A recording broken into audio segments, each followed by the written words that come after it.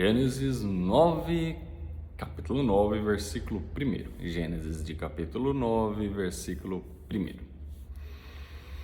E abençoou Deus a Noé e a seus filhos, e disse-lhes: frutificai e multiplicai-vos, e enchei a terra.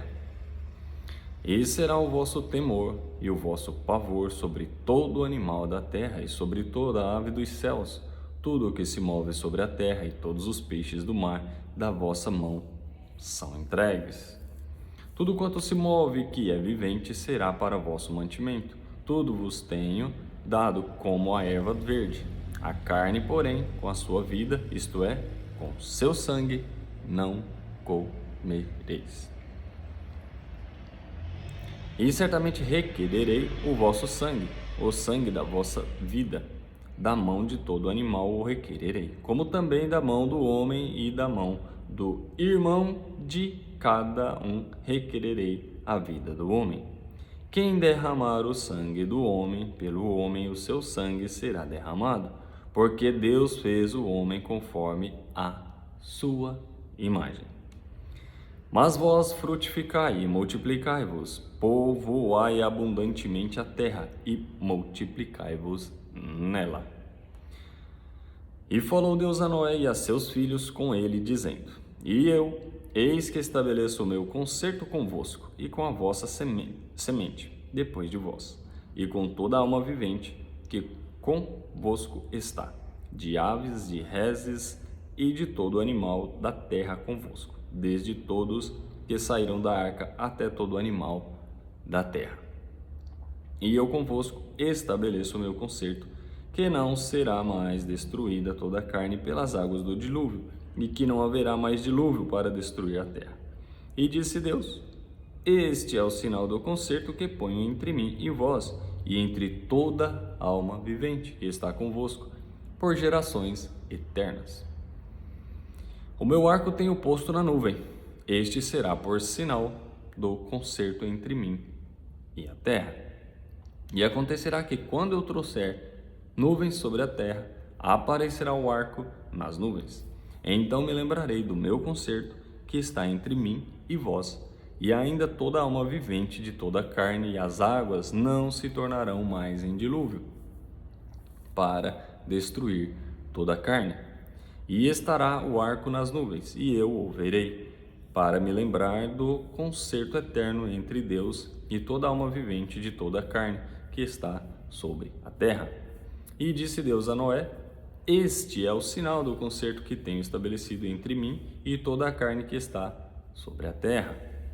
E os filhos de Noé, que da arca saíram, foram Sem, Cam e Jafé.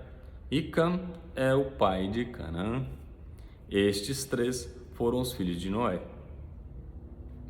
E destes se povoou toda a terra. Noé planta uma vinha. E começou Noé a ser lavrador da terra, e plantou uma vinha. E bebeu do vinho, e embebedou-se, e descobriu-se no meio da sua tenda. E viu Cã, o pai de Canaã, a nudez de seu pai, e fê-lo saber a ambos seus irmãos, fora. Então tomaram Sem e Jafé uma capa, puseram-na sobre ambos os seus ombros, e, indo virados para trás, cobriram a nudez de seu pai, e os seus rostos eram virados, de maneira que não viram a nudez de seu pai. E despertou Noé do seu vinho, e soube o que seu filho menor lhe fizera. E disse: Maldito seja Canaã, servo dos servos, seja aos seus irmãos. E disse: Bendito seja o Senhor, Deus de Sem, e seja Canaã por servo. Alargue Deus a Jafé, e habite nas tendas de Sem, e seja-lhe Canaã por servo. E viveu Noé, depois do dilúvio, 350 anos. E foram todos os dias de Noé 950 anos, e morreu. Aqui encerra a história de Noé. Depois nós já entraremos aí na descendência de Noé para encerrar no capítulo 10. Então, na próxima leitura nossa, capítulo 10, leremos aí como é que se deu a sequência da descendência de Noé, até a gente chegar ali nas descendências, na confusão das línguas, e aí, por final, nós entraremos na leitura da história do grande Abraão, o pai na fé dos cristãos aí. E essa leitura muito legal, uma leitura também curiosa, traz muitos questionamentos, traz muitas reflexões, e o fato aqui que destaca mais é o quanto o Deus ordenou para eles. Agora a terra estava vazia, o objetivo deles, o propósito deles era encher essa terra. Então vem Deus, que já tinha falado ali no capítulo 8, no versículo 17, todo animal que está contigo, de toda a carne, de ave, de gado, de réptil que se roja sobre a terra, traze para fora contigo, e povoem abundantemente a terra, e frutifiquem, e se multipliquem sobre a terra. E agora Deus vem reforçando novamente essa orientação no capítulo 9, versículo 1. E abençoou Deus a Noé. Então, tá vendo aquele sacrifício que a gente viu na última leitura, aquele altar que Noé ergueu diante de Deus, o holocausto ali, o sacrifício que ele ofereceu ao Senhor, tá aí. Agora Deus ouviu e abençoou a Noé. Então, aquela ação chamou a atenção de Deus, realmente Deus ouviu, viu, e agora está correspondendo a Noé aquele pedido, aquela intimidade, aquela comunhão que ele buscou com Deus. E abençoou Deus a Noé e a seus filhos. Olha que legal, Noé, que foi o cabeça, que puxou toda essa atenção de Deus, vamos colocar assim, e agora Deus abençoa Noé e também a sua descendência. Então, quando fazemos o bem, quando nós decidimos por buscar ao Senhor, isso não faz bem apenas para nós, mas isso se estende às nossas gerações. Olha que legal. E abençoou Deus a Noé e a seus filhos, e disse-lhe: frutificai e multiplicai e enchei a terra. Muito legal. Aqui tem algumas orientações e tal. E o outro ponto que eu quero destacar aqui foi o concerto que Deus fez também, né? Colocando ali o arco no céu. Então, toda vez que viesse nuvem ia ter o arco, para se lembrar desse concerto que Deus fez, que por enquanto, versículo 22 lá do capítulo 8, ele falou: enquanto durar a terra, sementeira e cega, frio e calor, verão e inverno, dia e noite não cessarão. Então, para manter esse pacto, Deus colocou o arco nas nuvens. E aí, para encerrar aqui a nossa meditação de hoje, bem curtinha, bem rápido, Noé planta uma vinha e começou o versículo 20, capítulo 9 agora, capítulo 9, versículo 20. E começou Noé a ser lavrador da terra e plantou uma vinha. Então aqui estabelece para nós que Noé passou a ser lavrador, então ele passou a cuidar da terra, fazer as suas plantações.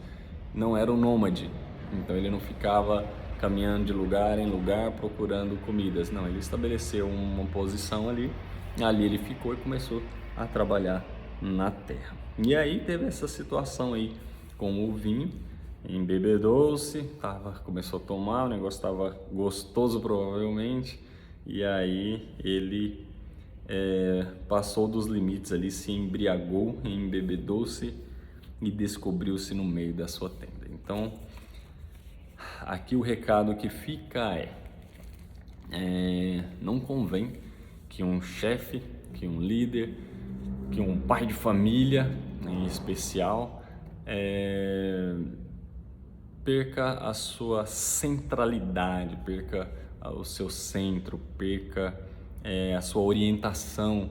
É importante ter essa sobriedade. É bom que um pai de família, que um líder, que alguém que acumula responsabilidade de si e de outros, tenha a sobriedade sobre si, para que não cause-lhe consequência para si mesmo e para os outros, porque quem embebedou foi Noé, não foi Cã, mas a consequência da falta de sobriedade de Noé caiu até sobre Cã, que depois foi amaldiçoado. E a gente vê a seriedade, né, dessa questão dos pais com os filhos, essa seriedade que o Senhor trata de reverência de um para com o outro. Então, quando a Bíblia vem aqui e traz essa história para nós, é para mostrar aí a seriedade dessa hierarquia pai e filho, e não uma bagunça como a gente vê muitas vezes hoje na nossa sociedade, nessa onde o pai não é respeitado, o filho não considera o pai, e aí uma questão de uma atitude até imprevisível, porque quando o Cam entrou ali na tenda estava não é daquela situação, e aí ele acabou sendo amaldiçoado ali, sendo penalizado por isso. Então é isso, precisamos ter reverência pelos mais velhos, reverências pelos nossos pais, assim como a nossa descendência precisa de nos respeitar, e nós, como líderes das nossas casas, dos nossos projetos, nós precisamos ter honras, e para isso nós precisamos ter um comportamento condizente. A gente não pode querer ter honra se nós não damos honra, nós não podemos querer ter